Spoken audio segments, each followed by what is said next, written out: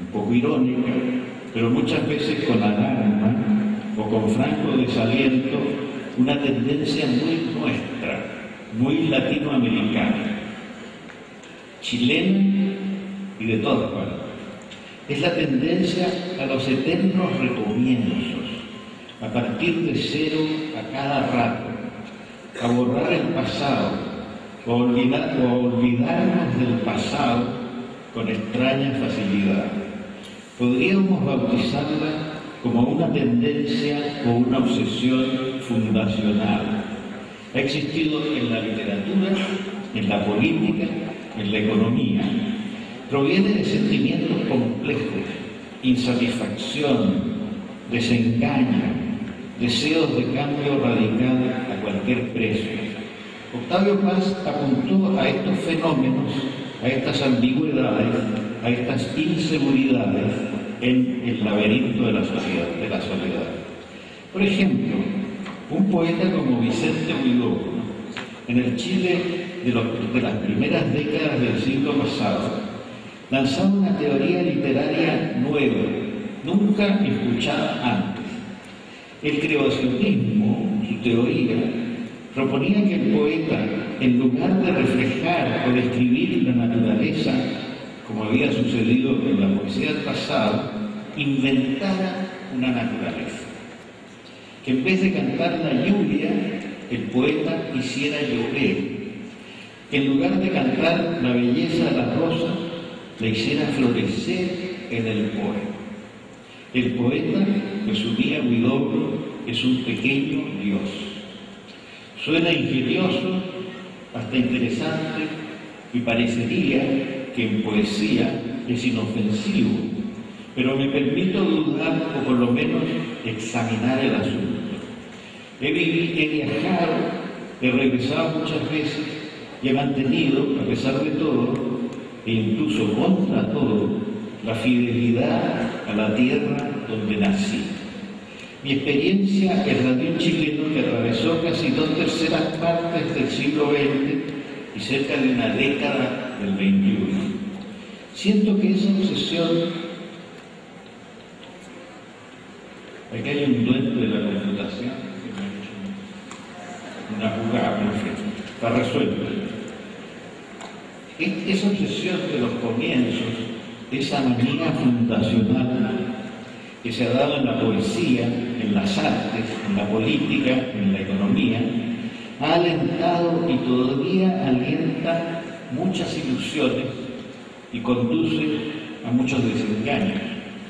Era una ilusión excluyente, que no se interesaba en buscar consensos amplios, más amiga de la confrontación que de cualquier idea o intento de colaboración, mezcla de soberbia intelectual y de ingenuidad, de irrealidad. El gobierno conservador de Jorge Alessandri, por ejemplo, iniciado en 1958, a mis 20 y tantos años, iba a ser el primer gobierno en Chile que iba a fundar el gobierno de la austeridad, de la sobriedad, de la gente seria y honesta, de los gerentes concienzudos. Inaugurábamos austeridad. Y a poco andar se demostraba que no bastaba con eso para resolver los grandes problemas nacionales y que no éramos tan serios, tan concienzudos, tan sobrios como se pretendía. El gobierno siguiente, el gobierno demócrata cristiano de Eduardo Frei Montalva, reaccionó contra todo lo anterior y se presentó como una revolución en libertad. Pero supimos muy pronto que era una revolución frustrada y mal concebida. Y el gobierno de Salvador Allende, que siguió, se propuso ser el de la llegada al socialismo por la vía electoral, constitucional, pacífica. Era un momento de ilusiones extraordinarias, de verdadera fiebre de cambio radical. Y se planteaba en todo la noción de un nuevo y definitivo comienzo, de la tabla rasa, de la demonización inapelable del pasado, del borrón y cuenta nueva. Avanzar sin transar fue uno de los lemas que más se escucharon entonces, es decir, avanzar sin negociar, sin conversar con ninguna de las fuerzas en presencia. Algunas voces de la izquierda chilena entonces, que conocí de cerca, murmuraron en voz baja, en sordina, que ese lema equivalía en la práctica al de avanzar sin pensar, pero eran voces que iban contra una poderosa corriente que no se escuchaban bien, entre otras razones, porque nadie quería escucharlas.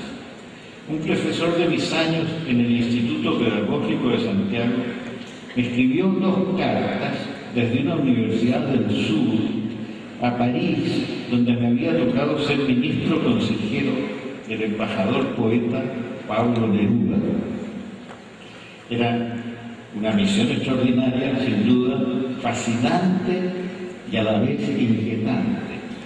En sus cartas del sur, Luis Oyarzún Peña, poeta, ensayista, profesor de estética, antiguo decano de Bellas Artes, me hablaba con preocupación, con disgusto, con pesimismo, del lenguaje insultante, incendiario, bárbaro, que estaban utilizando por igual las publicaciones de extrema izquierda y de extrema derecha, y de la paulatina y alarmante desaparición del centro político. Era un deterioro de la antigua democracia, a su juicio, una polarización extrema de la sociedad, una guerra interna que por el momento solo se manifestaba en el lenguaje, pero lo que comienza mal en el lenguaje suele terminar mal en los hechos reales. Pablo Neruda, que venía de vuelta en muchas cosas y era buen amigo de Luis Oyarzún, pensó pedirle al gobierno de la Unidad Popular que lo nombrara agregado cultural en Francia. Pero ya era demasiado tarde para el profesor y poeta Oyarzún, que moriría dentro de muy poco, y era tarde y oscuro para la democracia chilena, cuya muerte transitoria, eso sí, pero larga, ya se anunciaba. Carlos Marx hizo en pleno siglo XIX la crítica del liberalismo burgués, heredero del siglo XVIII ilustrado y de la Revolución Francesa. Y fue una crítica muy difícil de rebatir.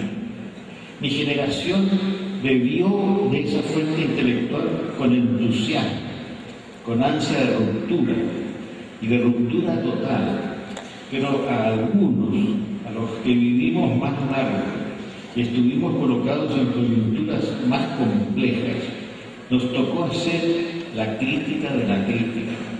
Podría sostener hoy día que nos crucificaron por hacer esa crítica y que a pesar de eso hemos sobrevivido. En los años más sombríos del pinochetismo, fue elegido por mis padres, escritores y periodistas, presidente de un comité recién formado de defensa de la libertad de expresión. No era tarea fácil, desde luego, pero en las discusiones internas de nuestro grupo nos faltaba una voz que sustituyera, de acuerdo con los cánones marxistas clásicos, que esas libertades de expresión, de opinión, de cátedra, eran puramente formales, burguesas y clasistas. Ahora bien, era evidente que en la dictadura la libertad de expresión era lo único que permitía denunciar los crímenes que estaban ocurriendo, de manera que la libertad de expresión le interesaba a todo el conjunto de la sociedad democrática chilena. El Chile de hoy es un producto de esas reflexiones y esas contradicciones. No pretendo hablar de las circunstancias. La clave a nivel nacional está dada, a mi juicio, porque la concertación actual ha podido superar antiguas divisiones, dogmatismos enquistados y formar una coalición amplia